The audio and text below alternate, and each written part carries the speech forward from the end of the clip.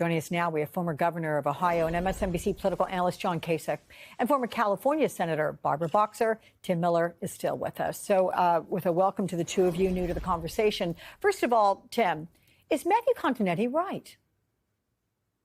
He is. I guess kudos to him for just saying it so bluntly that social disorder benefits the right. I don't know that that'd be something I'd be really bragging about if I was in the pages of the Free Press. But I think that the observation is correct. So there's something to be said for being for speaking truth, being clear-eyed. And I think it speaks to Trump's intentions. So maybe Continetti wouldn't say that. I think, again, as we said in the last segment, there's value in disorder.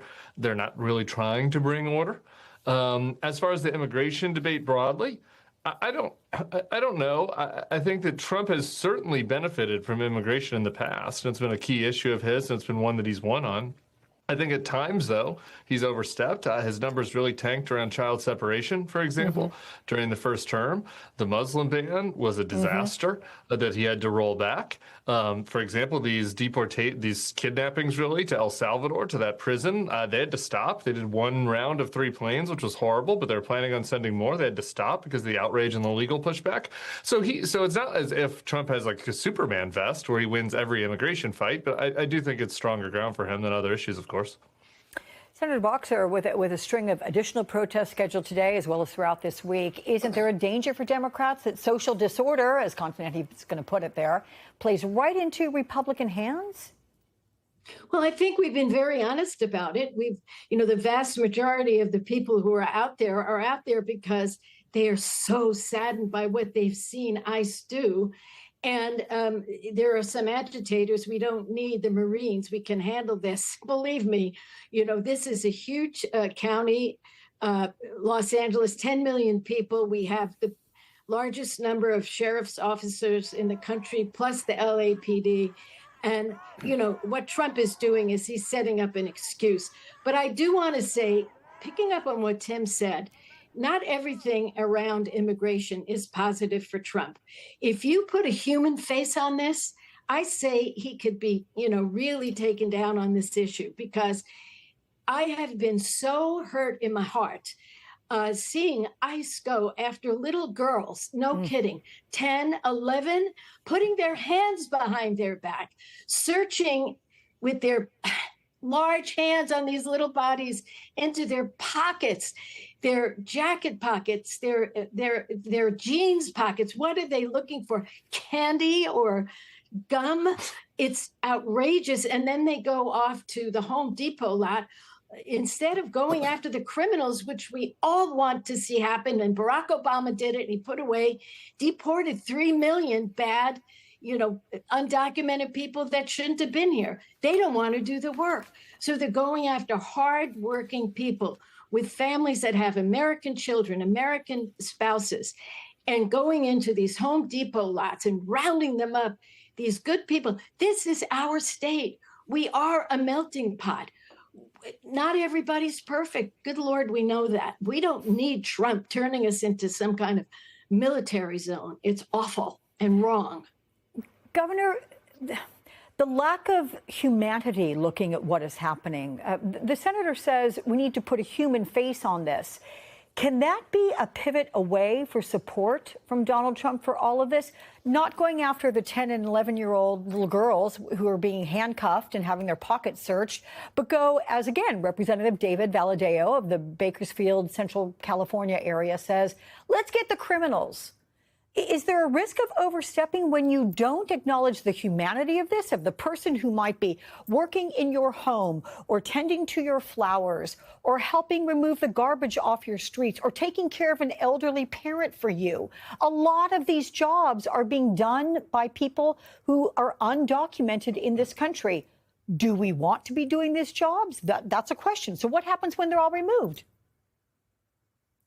Well, first of all, it's nice to be on with Barbara, a longtime friend of mine. Secondly, look, I think Americans, by and large, say, and Barbara just said it, if they're criminals, if they came here illegally, they need to go.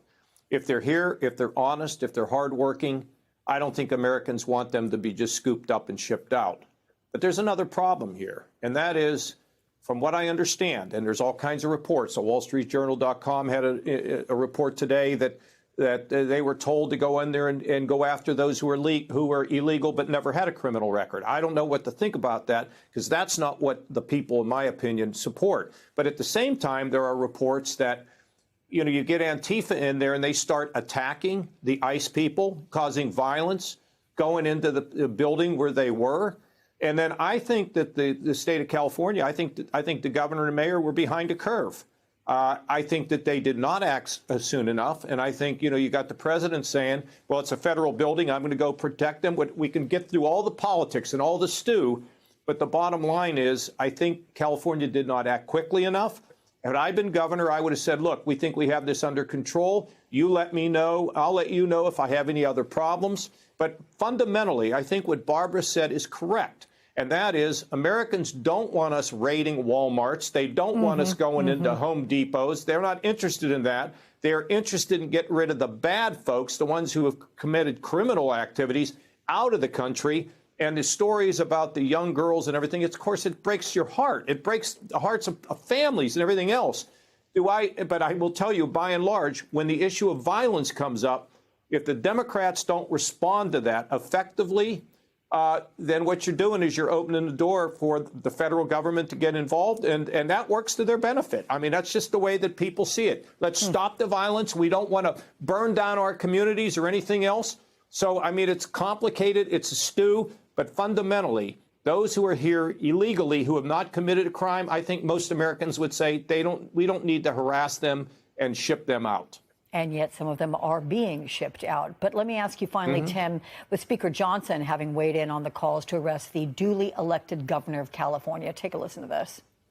I'm not going to give you legal analysis on whether Gavin Newsom should be arrested, but he ought to be tarred and feathered, I'll say that. I mean, look, he's standing in the way of the administration and the carrying out of federal law.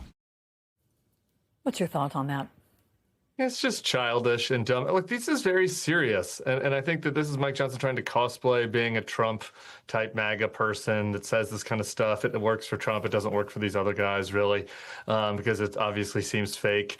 But again, I think that the whole premise here, you know, is that this, look, I agree with Governor Kasich about the fact that Democrats and everybody should be in favor of cracking down on rioters and people that are violently protesting. But like the premise that Johnson and Trump are saying is that it was so bad that they needed to send in the troops over Newsom's head, and that maybe Newsom should be arrested, and that maybe he should be tarred and feathered.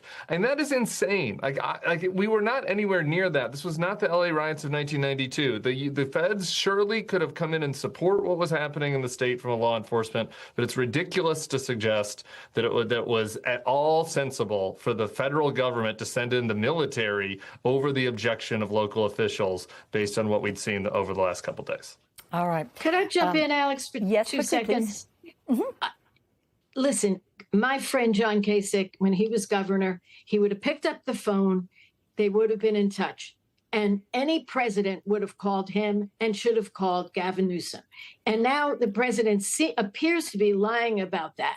But the bottom line is, this is a total and complete outrage. It's a made-up thing. You've got the clergy coming to these events, ecumenical clergy. And then, yes, you have these agitators. And I agree with my friend John, they have to be stopped. But we know how to do it. We've got a lot of local law enforcement. So this thing is, Trump's dream, how he can grab, this country and turn it into some kind of, authoritarian regime. It's awful. Listen, I'm glad you called out the governor and his remarkable ability to have bipartisan legislation passed while he was the governor of Ohio, and we applaud that. Thank you both for being with me. John Kasich, Barbara Boxer. Tim Miller, not thanking you yet. Still one more deal with you in just a little bit.